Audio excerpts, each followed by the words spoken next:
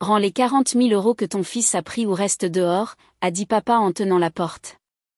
Ma sœur a ajouté, ma fille l'a vu près du coffre. Nous étions tous d'accord.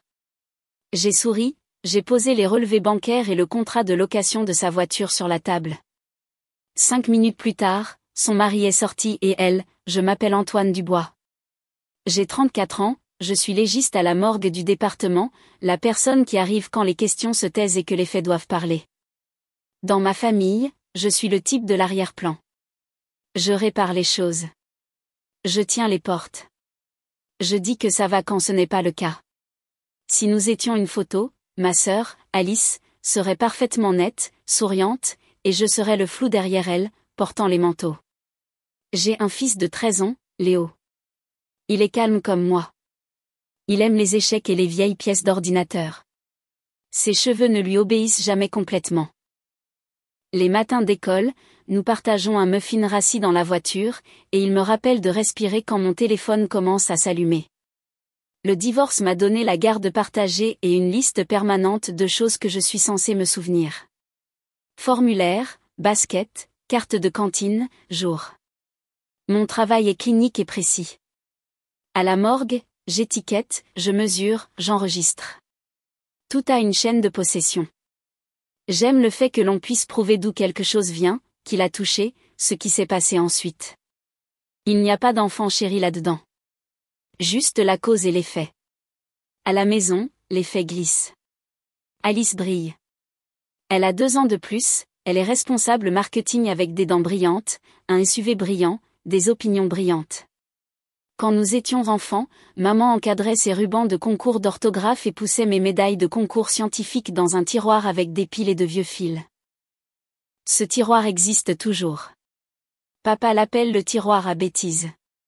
J'ai appris à rire quand il le disait. Comme si j'étais d'accord que les choses pour lesquelles je travaillais étaient diverses. Je ne suis pas amère. Du moins, c'est ce que je me disais. Je travaillais la nuit, remboursais des dettes qui n'étaient pas les miennes, prenais mon tour, puis prenais les tours que ma sœur sautait. Elle m'appelait Tonio quand elle voulait quelque chose, comme si j'avais 6 ans et qu'elle était mignonne. Ça marchait toujours. Le dîner du dimanche est resté une tradition même après que mon mariage n'a pas duré. Maman faisait un rôti avec des carottes. Papa jouait l'arbitre avec une bière. Alice arrivait en retard et bruyante. J'arrivais avec des essuie-tout, de la salade et la certitude que je repartirais avec la liste de quelqu'un. Ce dimanche-là, l'air était tendu alors que je montais leur allée avec Léo. Le chêne projetait de longues ombres sur le monospace. Mon estomac se serrait pour des raisons que je ne pouvais pas nommer. Léo m'a donné un coup de coude. Ça va? Oui, ai-je menti. Sourions juste. Nous sommes entrés. Maman a à peine levé les yeux. Alice se tenait dans la cuisine, les bras croisés, les lèvres pincées, la posture réglée sur celle d'une salle d'audience. Son mari, Marc, planait comme un huissier personnel. Leur fille, Chloé, 9 ans, balançait ses jambes sur le tabouret de bar, nous regardant tous comme à la télévision. Papa ne s'est pas assis. Il se tenait dans l'embrasure de la porte du salon, une main sur le cadre comme un videur. Rends les 40 000 € que ton fils a pris ou reste dehors, a-t-il dit en tenant la porte. Léo a retenu son souffle. J'ai cligné des yeux. Ça ne collait pas. J'entendais les mots comme une radio d'une autre pièce. Alice a ajouté, ma fille l'a vu près du coffre. Nous étions tous d'accord. J'ai regardé Léo. Il est devenu pâle. Dans ma tête, j'ai cherché un presse-papier et je n'en ai pas trouvé. Pas de chaîne de possession, juste une accusation lancée comme une brique. Papa, ai-je dit lentement. Quel coffre? Maman a essuyé une tache propre sur un comptoir déjà propre. Ne rends pas ça plus difficile, Antoine. Chloé a balancé ses jambes plus vite. Elle n'a pas rencontré mon regard. Marc a reniflé comme s'il sentait quelque chose brûler. Léo a chuchoté, je n'ai pas fait ça. Pas ici. Je lui ai dit, ma voix tremblante. Nous nous tenions dans l'embrasure de la porte, à moitié dedans, à moitié dehors, comme un test.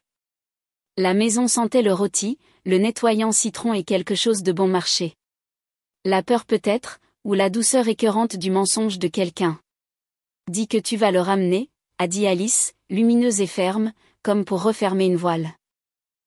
Ensuite, nous pourrons manger. Je n'ai pas répondu. Un millier de petits souvenirs ont commencé à monter dans ma gorge, lourds comme du sable. Du salon, la voix de tante Marie a flotté. Il a toujours été étrange. Le premier déclencheur n'a pas été le montant en euros. C'était cette phrase, plate, désinvolte, comme si j'avais été un problème pendant des années, et que tout le monde attendait de le dire à voix haute. Le coffre n'était pas nouveau. Papa en gardait un dans le placard de la chambre derrière les flanelles, une boîte noire avec un clavier et une clé au cas où. Il contenait les passeports, les obligations, le titre de propriété de la maison. La bague de maman quand elle utilisait trop de crème et prétendait qu'elle pourrait glisser. Et de l'argent, toujours de l'argent. Les banques font faillite, disait papa. L'argent liquide, non. Il aimait raconter l'histoire de l'époque où sa banque avait bloqué son salaire.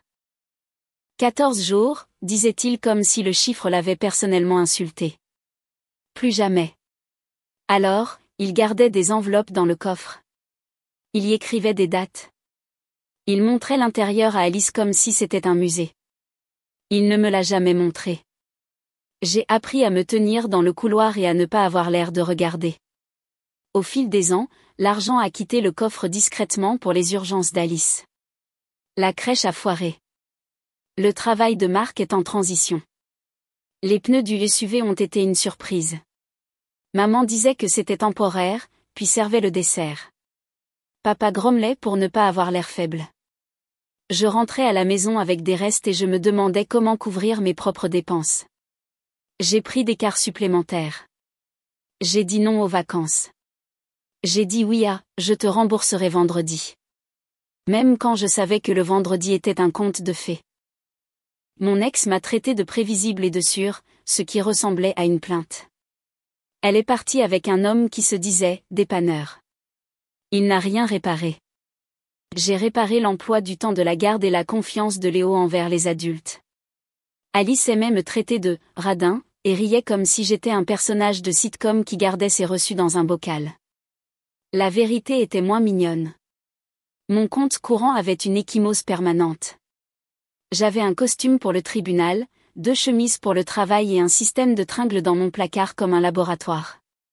Bleu, gris, noir. Ce n'était pas une esthétique. C'était un triage. Les humiliations étaient petites et constantes. Tonio, tu peux me virer 60 €? Tonio, tu peux récupérer Chloé? On est débordé. Tonio, tu peux parler à papa? Il est têtu à propos du toit. J'ai dit oui. Chaque oui rendait le prochain oui plus facile à exiger. Quand Léo avait 10 ans, il a demandé pourquoi nous n'avions pas un fonds de loisirs comme la famille de Chloé. Je lui ai dit la vérité. Nous construisions lentement. Je sentais mon visage chauffé de honte d'être honnête. Il m'a tapoté le bras. D'accord, a-t-il dit. On peut toujours faire des crêpes. J'ai regardé ma sœur acheter une nouvelle voiture avec un nœud dessus. J'ai regardé papa lui glisser une enveloppe et dire « Ne le dis pas à ta mère ». J'ai regardé Marc boire de la bière artisanale et expliquer des startups et utiliser des mots comme « burn rat » pendant qu'il épuisait la patience des autres. Il m'appelait « Doc », mais il le disait comme une blague, comme si j'étais un type avec un hobby. « Tonio, tu as tellement de chance », a dit Alice une fois. « Tu n'as pas à te soucier de ce que tu portes. » Cela sonnait comme un compliment, mais ressemblait à une sorte de gomme douce.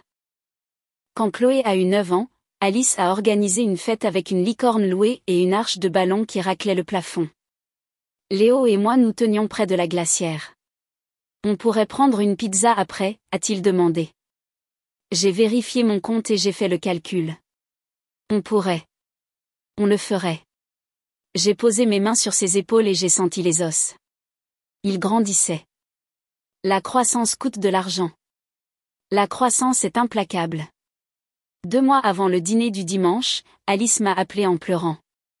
On coule, a-t-elle dit. Les parts de Marc ne seront acquises qu'au 4e trimestre. On a fait un pré-relais dans le coffre de papa, et il est odieux à ce sujet. J'ai pressé le téléphone entre mon épaule et ma joue pendant que je raclais un plateau à la morgue. Il y a des appels qu'on ne peut pas mettre en pause. Tu peux lui parler? Tu es bon avec lui. Je suis bon pour ne pas crier, ai-je dit. Ce n'est pas la même chose. S'il te plaît, a-t-elle dit, arrange juste ça. Je me débrouillerai avec toi. J'ai arrangé ça. Je me suis assis avec papa sur la véranda et je l'ai écouté expliquer que ce n'était pas comme ça qu'il avait été élevé, que son père l'aurait mis à la porte, qu'il n'élevait pas une bande de mendiants. J'ai hoché la tête et lui ai rappelé qu'Alice était stressée. Il a fulminé puis s'est radouci et a ensuite cherché la clé du coffre comme il le faisait toujours. Juste cette fois-ci, a-t-il dit, ce qui signifiait pas juste cette fois-ci. Et maintenant, ce dimanche-là, il se tenait la main sur la porte et me disait de rendre 40 000 € que mon fils aurait prétendument pris. L'accusation a atterri comme une gifle parce qu'elle n'avait aucun sens dans notre monde. Mon fils n'allait pas dans leur chambre sans permission. Il ne touchait pas les choses qui n'étaient pas les siennes. Il disait, monsieur, à papa, même quand papa avait tort, il l'avait choisi parce qu'il était sans défense, parce qu'il était le mien. Parce que si j'étais le flou, alors mon enfant était le fantôme derrière le flou. Plus facile à blâmer qu'à arrêter l'hémorragie. Où as-tu eu 40 000 €, ai-je demandé. Car c'était la seule carte que j'ai jamais tenue.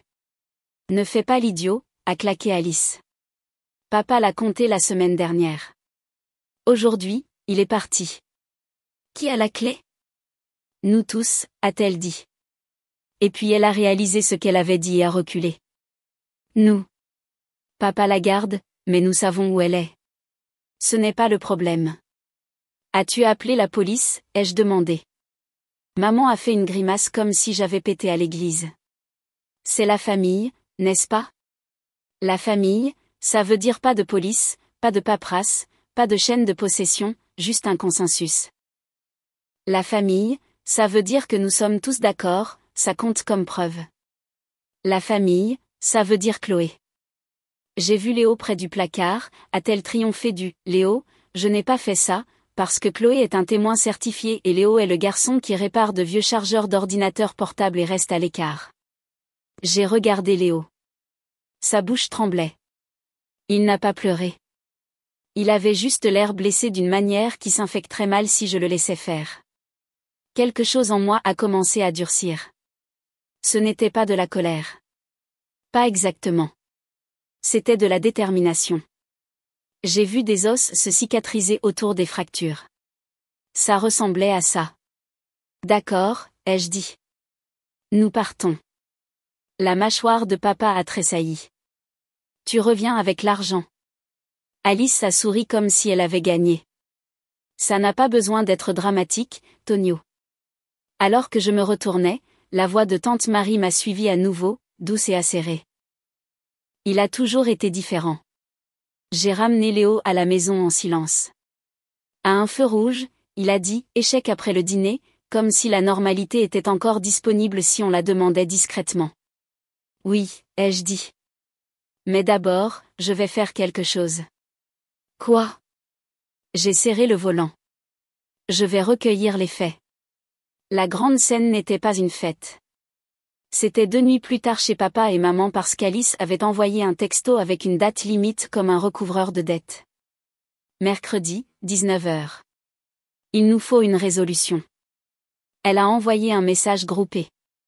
Chloé a ajouté un autocollant de licorne parce qu'elle a 9 ans et que le monde est fait d'autocollants. J'ai demandé à Léo s'il voulait venir. Il a secoué la tête. Non, il ne me voit pas, papa, a-t-il dit doucement. Je vais gâcher la photo. Ça faisait mal parce que c'était vrai. J'ai ramassé une boîte d'archivage en chemin. À l'intérieur se trouvaient des relevés bancaires imprimés et surlignés. Je les avais sortis dans ma cuisine avec une tasse de café froid et une main qui ne cessait de trembler. J'ai appelé ma propre banque, la banque de papa, la société de leasing et les représentants du service client qui avaient l'air ennuyés jusqu'à ce que je dise « fraude ». J'ai demandé des preuves, des délais, des virements. J'ai imprimé le contrat de location de voiture d'Alice parce qu'elle m'avait une fois envoyé une photo du contrat pour des conseils et avait oublié que les conseils laissaient une trace. À 19h04, je suis entrée. Papa se tenait à nouveau comme un videur. Maman planait. Alice et Marc étaient sur le canapé, une distance entre eux comme une fissure dans le carrelage. Chloé travaillait sur une tablette dans le coin. Tante Marie avait apporté de la tarte aux pommes et son jugement. J'ai posé la boîte sur la table basse. Avant de faire quoi que ce soit, ai-je dit, nous allons faire ça avec des preuves. Alice a levé les yeux au ciel. Oh mon Dieu, Antoine. Chut, a dit papa, il aime la paperasse quand elle a l'air officielle. J'ai sorti le premier dossier.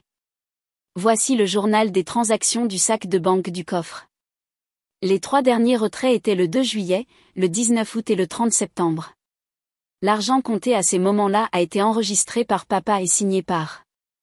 Je l'ai regardé. Tu l'as signé, papa. Je prends des notes, a-t-il dit sur la défensive. Je ne suis pas un homme des cavernes. Bien, ai-je dit. Parce que le montant total fin septembre avant le vol présumé était de 12 300 €, pas de 40 000. Silence. Alice a cligné des yeux la première. Papa a du mal compter. Je n'ai pas mal compté, a-t-il claqué. J'ai posé le deuxième dossier. Contrat de location de voiture pour un RX 350 de 2024, ai-je dit. Signé par Alice et Marc en juin. Paiement mensuel 912 €. Acompte 12 000 €. Payé en espèces. Tu m'as envoyé ça pour des conseils. Tu as envoyé un texto, est-ce une bonne idée? J'ai répondu, ce ne sont pas mes affaires. Marc s'est hérissé. C'était mon erreur. Qu'est-ce que cela a à voir avec ton calendrier d'argent? J'ai dit, parce que le 2 juillet, Alice a retiré, j'ai glissé une copie de la note de papa, 10 000 € du coffre. J'ai montré le relevé de juillet de la banque de papa montrant un dépôt en espèces du même montant sur le compte d'Alice. Puis le 19 août, 5 000 €. Puis le 30 septembre, 3 000 €. J'ai posé 3 captures d'écran imprimées du Venmo d'Alice au concessionnaire avec des légendes gênantes comme « truc de voiture lol ». La bouche de maman s'est ouverte et refermée. Elle avait l'air petite. Alice s'est levée. C'est ridicule. Marc s'est levé aussi. C'est fini. A-t-il dit soudainement, la voix coupée. Il a pris ses clés. Je t'avais dit de ne pas m'entraîner dans l'étrange obsession de ta famille pour l'argent. Il m'a regardé comme si j'avais construit tout ça. Vous êtes fou. Il est sorti, la porte claquant derrière lui. Chloé a tressailli. L'écran de la tablette s'est éteint. La main d'Alice tremblait. Attends, a-t-elle dit faiblement. Marc, elle a fait un pas vers la porte puis s'est arrêtée, piégée par la pièce. J'ai respiré. Mon cœur ne s'est pas emballé. Il a semblé ralentir comme le corps le fait quand il est prêt pour une chirurgie. J'ai tendu la main vers le dernier dossier. Il y a aussi la caméra de sécurité. Papa a froncé les sourcils. Nous n'avons pas de caméra. Si, ai-je dit calmement. Tu te souviens quand le gamin du voisin se faufilait dans ton garage pour la pompe à vélo? Tu as installé une caméra de mouvement dans le couloir près de la porte de ta chambre. Tu l'as oublié parce que les notifications t'agaçaient, mais l'application n'a pas oublié. J'ai tourné mon téléphone. Une image fixe. Alice le 30 septembre à 14h18 sortant de la chambre. Enveloppe à la main. Horodaté. L'angle était peu flatteur. La vérité offense. Le menton d'Alice tremblait. C'était pour le nettoyage de la bague de maman. L'enveloppe était étiquetée « Urgence ». Tu l'as prise, ai-je dit. Tu m'as envoyé un texto cette nuit-là. J'ai sorti une dernière impression. Tu peux me prêter 200 € pour le camp artistique de Chloé? On est serré ce mois-ci. Papa s'est affaissé. La bière dans sa main semblait lourde. Alors non, ai-je dit d'une voix basse. Léo n'a pas pris 40 000 €. Il n'y avait pas 40 000 € à prendre. Tu l'as pris par morceaux et tu n'as pas gardé la trace. Et quand papa a compté et paniqué, tu as pointé mon fils.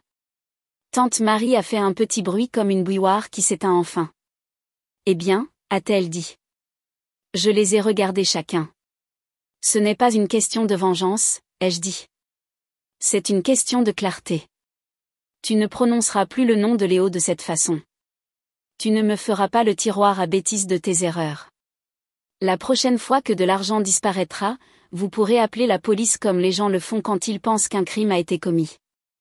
Mais vous ne m'appellerez pas et vous ne blâmerez pas mon enfant.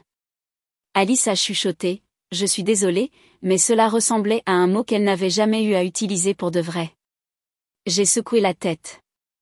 Pas à moi, à lui. Maman a commencé à pleurer doucement.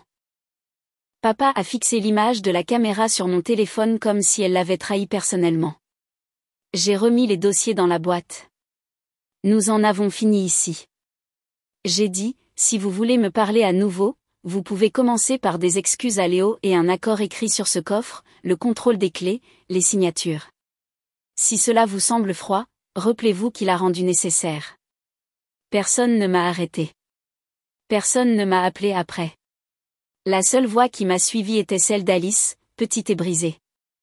Marc, a-t-elle appelé dans le couloir, mais la maison a retenu son souffle et n'a pas répondu. Ils ont essayé de rembobiner le lendemain. Les gens essaient toujours de rembobiner après que quelqu'un ait appuyé sur stop. À 8h12, maman a appelé. J'ai laissé sonner. À 8h14, elle a envoyé un texto, petit déjeuner. À 8h20, tu es dramatique. À 9h03, Alice est fragile. À 9h50, une photo des restes du rôti. Les messages s'empilaient comme des coupons que je n'utiliserai pas. Papa a attendu le soir. Viens. Nous allons arranger ça. Ne sois pas stupide. Je me suis assis à notre table de cuisine avec Léo et une liste de choses à acheter. Du lait, du détergent, une carte d'anniversaire pour un camarade de classe nommé Liam. Léo a tapé un pion sur l'échiquier. Tu penses qu'ils vont s'excuser, a-t-il demandé. Je ne sais pas, ai-je dit. Mais nous allons arrêter de rester dans les embrasures de porte à attendre la permission. Il a déplacé son pion. Échec, a-t-il dit, timide, un sourire se profilant. Nous avons construit des routines qui ne les avaient pas au centre. Cela semblait à la fois faux et propre, comme de réorganiser enfin un tiroir de cuisine et de jeter les fourchettes tordues. J'ai changé nos habitudes d'achat. Nous prenions le petit déjeuner au restaurant le mercredi parce que c'était le dimanche avec mes parents et nous avions besoin d'un nouveau point d'ancrage. La serveuse a appris la commande de Léo. Œufs brouillés, pain au levain, chocolat chaud. Elle l'appelait professeur à cause de ses lunettes. Il rayonnait. Au travail, j'étais plus stable que d'habitude. J'ai arrêté de vérifier mon téléphone entre les cas. J'ai arrêté de répondre aux appels auxquels je ne voulais pas répondre. Mes collègues ont remarqué que je n'étais plus le type qui couvrait un quart sans poser de questions. Ça ressemblait à une hérésie. Ça ressemblait à de l'oxygène. Les textos d'Alice oscillaient entre excuses et attaques. Comme une personne qui alterne entre l'eau chaude et l'eau froide sans connaître le mélange. J'étais stressée. Tu m'as pris de court. La famille ne devrait pas laver son linge sale en public. Tu m'as humiliée. Es-tu heureux? On peut juste recommencer? On n'est pas parfait. Puis une photo de Chloé avec un projet tordu et la légende, elle te manque. J'ai fixé l'arbre en papier collant et j'ai senti la vieille tirade. Chloé n'avait pas fait ça. Les adultes l'avaient fait. J'ai tapé et effacé. J'ai réessayé. Quand tu t'excuseras auprès de Léo, nous pourrons parler. Pas de réponse. Marc était silencieux, ce qui était bruyant à sa manière. Par l'intermédiaire d'un voisin, nous avons appris qu'il était allé rester chez un ami. Alice a posté des histoires filtrées sur la croissance personnelle et que tous les voyages ne sont pas censés être compris. Le SUV est apparu dans 3 des publications, brillant comme un trophée avec des légendes sur la détermination. J'ai fait défiler, puis j'ai posé mon téléphone face contre terre et j'ai fait la vaisselle à la main parce que le rythme me calmait. Papa a envoyé un dernier coup de gueule. Tu es allé trop loin. Le mariage de ta sœur ne te regarde pas, j'ai fixé l'écran. J'ai imaginé le cadre de la porte et sa main dessus. Garde-fou de la dignité. J'étais fatiguée. Le nom de Léo me regarde, ai-je tapé. Ton coffre te regarde. Garde ça comme ça. Une semaine s'est écoulée. 2. Les appels se sont raréfiés. Quand maman a envoyé un texto, c'était pratique. L'anniversaire de tante Jeanne est samedi. Comme si nous pouvions faire semblant que rien ne s'était passé. Nous n'y sommes pas allés. Léo et moi avons joué aux échecs sur la véranda et avons écouté le voisin tondre sa pelouse. Le soleil glissait sur notre bâtiment comme il le faisait toujours, que nous soyons ou non en faveur de quelqu'un. Puis on a frappé. Samedi 16h. J'ai ouvert la porte à Alice, sur mon paillasson. Cheveux en bataille, yeux cernés de rouge. Pas de paillettes, pas de script. Elle tenait un sac de course comme un bouclier. Salut, a-t-elle dit. Je peux entrer? Léo m'a regardé depuis le canapé. J'ai hoché la tête et il s'est glissé dans sa chambre, fermant la porte avec une douce loyauté. Alice se tenait dans ma cuisine, serrant le sac.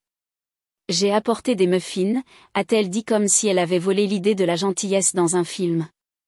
J'ai attendu. Le silence s'est assis avec nous. Elle s'est effondrée la première. J'ai foiré, a-t-elle dit, la voix brisée. J'ai paniqué à cause de l'argent et j'ai utilisé Chloé et j'ai blâmé Léo parce que je savais que tu arrangerais ça et je me déteste. Marc, elle a dégluti. Marc est parti. Il dit que je mets tout sur le dos des autres. Il dit que je n'ai jamais appris à assumer mes responsabilités. Il dit que je suis cruelle. Je pensais qu'il était dramatique. Maintenant, je pense qu'il pourrait avoir raison. J'ai laissé ça en suspens. Je ne l'ai pas serré dans mes bras. J'ai maintenu le moment stable comme un technicien tient une lumière. Je veux que tu t'excuses auprès de Léo, ai-je dit, spécifique. Pas de « si ». Pas de « mais ». Elle a hoché la tête. Vite. Je le ferai. J'ai déjà dit à Chloé que nous avions tort. Elle a pleuré. Je lui ai dit que les adultes se trompent parfois énormément. Elle a demandé si nous étions de mauvaises personnes. Je ne savais pas quoi dire. Tu dis que nous avons fait une mauvaise chose, ai-je dit. Et puis tu lui montres comment tu la répares. Alice a essuyé ses yeux. Papa ne me parle pas. Il dit que je l'ai embarrassé. Ce n'est pas mon rôle, ai-je dit. Toi et papa avez votre propre tiroir à ouvrir. Elle a réussi un rire mouillé. Toi et tes tiroirs. Ils sont utiles, ai-je dit doucement. Nous avons appelé Léo. Alice s'est tournée vers lui, les mains tremblantes, et a fait ce que j'avais demandé. Pas de « si », pas de « mais ». Je suis désolée, Léo. J'ai menti sur toi. Je savais que ce n'était pas vrai, et je l'ai dit quand même parce que ça m'a rendu la vie plus facile pendant une minute. C'était mal. Je ne referai jamais ça. Léo l'a regardé longtemps. Il a 13 ans et porte une balance dans sa poitrine qui pèse ce que les gens disent. Il a hoché la tête une fois. D'accord, a-t-il dit. Ce n'était pas exactement le pardon. C'était un reçu. Après le départ d'Alice, les messages de papa ont changé de ton. Plus court. Ta sœur est venue pleurer. Tu as fait un spectacle. Nous ne faisons pas appel à la police. Le sous-entendu était toujours le même. Garde la porte où je veux qu'elle soit. J'ai répondu une fois, les limites ne sont pas des spectacles, ce sont des règles. Il n'a pas répondu. Le dimanche à 18h, mon téléphone s'est illuminé d'appels manqués. Maman, papa, tante Marie. Puis un dernier texto de maman. Nous mangeons. Ton assiette est là. Je l'ai fixée. Ma paume me démangeait avec le vieux réflexe de sauter quand on m'appelait. J'ai posé le téléphone. Léo et moi sommes allés au restaurant. La serveuse a apporté du chocolat chaud et a fait un clin d'œil à son jeu d'échecs. À la télévision au-dessus du comptoir, un match se jouait dans une salle bruyante. Les gens acclamaient des gens qui ne pouvaient pas les entendre. Léo a dit, « Tu as déjà pensé à combien de gens crient sur un écran en s'attendant à ce que ça aide ?» J'ai ri dans mon café et ça m'a semblé être une pleine respiration. La semaine suivante, papa a appelé pour dire qu'il avait installé un nouveau coffre. Code différent, pas de clé de rechange sous la flanelle. Feuille de signature aussi. Il a grogné comme si je l'avais forcé à la prison de la paperasse. Bien, ai-je dit. Traite ça comme si ça comptait. Il a fait une pause. Tu penses toujours que tu es meilleur que nous, a-t-il dit. Je ne l'ai jamais fait, ai-je dit doucement. J'ai juste arrêté de vous laisser être pire avec moi. Il a raccroché. Il y a eu des pertes. Le chat familial est devenu plus silencieux. Les invitations ont cessé d'arriver avec des émojis et ont commencé à arriver avec des heures formelles comme si nous étions des voisins. Tante Marie a posté un mème sur les enfants ingrats. Je n'ai pas été taguée. Au début, le silence faisait mal. Puis cela a ressemblé à une pièce avec une fenêtre ouverte. L'air circulait. Nous avons construit notre vie avec de petits choix. Léo a rejoint un club d'échecs scolaires et je me suis portée volontaire pour ramener 2 enfants à la maison après les rencontres parce que j'aimais les entendre parler de Gambi sur la banquette arrière. Nous sommes allés à la friperie et avons trouvé une veste qui le faisait paraître plus grand. J'ai remplacé la lampe de bureau cassée. J'ai eu ma première bonne nuit de sommeil depuis des mois. Chaque réparation banale ressemblait à un achat de luxe. Certaines nuits, la colère bouillonnait. Je pensais à la main de papa sur la porte et mes dents se serraient. J'imaginais la petite voix de Chloé répétant quelque chose qu'un adulte lui avait dit de dire. Je sentais l'injustice flamber chaude et stupide. Et puis je la remettais en place. Pas de vengeance. Je me disais dans le miroir comme si je me rinçais après le brossage. Clôture. Quand Alice a envoyé des mises à jour, Marc est toujours parti. Nous vendons le SUV. Je n'ai pas jeté de confetti. J'ai dit, j'espère que tu vas bien. Et je le pensais au sens adulte. Bien, dans le sens où tu apprends. Elle a demandé un modèle de budget. Je l'ai envoyé et je n'ai pas suivi. Je ne suis pas un coach. Je suis son frère avec une batterie limitée. Le meilleur marqueur de changement n'était pas un discours ou un événement. C'était le mardi soir à 21h30 quand j'ai réalisé que je n'avais pas pensé au coffre de toute la journée. C'était mon passe-temps tranquille, m'inquiéter de l'argent des autres. C'était parti. Je suis allée me coucher. J'ai dormi. La scène finale était calme. Un jeudi de septembre, un mois après que tout se soit brisé. Maman a demandé à nous rencontrer au restaurant. Pas de texto de groupe. Elle est arrivée dans un vieux pull, les mains serrées autour de sa tasse. Tu me manques, a-t-elle dit. Léo me manque. Ne plus avoir peur de toi me manque. Peur, ai-je demandé. Peur que tu me montres un miroir. Peur que tu ne rendes pas les choses faciles. Je ne les rends plus faciles, ai-je dit. Je les rends honnêtes. Elle a hoché la tête. Nous avons fait de toi le problème parce que tu ne criais pas, un tapotement sur sa tasse. Ton père dit que la feuille de signature est stupide. Il l'utilise toujours. Bien. Les choses stupides fonctionnent. Il ne s'excusera pas, j'ai remarqué. Je le fais, a-t-elle chuchoté. Je suis désolée. Merci. Dis-le à Léo. Pas à moi. À lui. Je le ferai. Elle a esquissé un petit sourire douloureux. Tu as toujours été différent. Pour une fois, ça n'a pas fait mal. Après son départ, Léo s'est glissé dans la banquette. Il avait observé les crêpes au comptoir. C'était bien, a-t-il demandé. Ça l'était. Nous n'avons pas besoin de tout. Juste assez. Il a hoché la tête. On joue toujours le dimanche ? Oui, mais nous choisirons notre propre heure.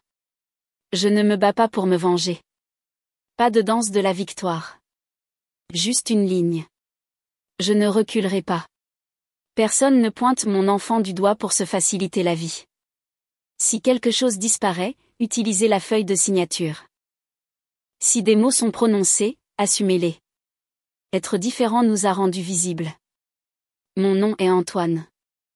Je coupe le bruit pour gagner ma vie. Maintenant, je le fais quand c'est nécessaire à la maison. La morale est simple. Je ne paierai pas pour des mensonges ni ne baisserai la barre pour la paix. Ce n'est pas une vengeance. C'est une clôture.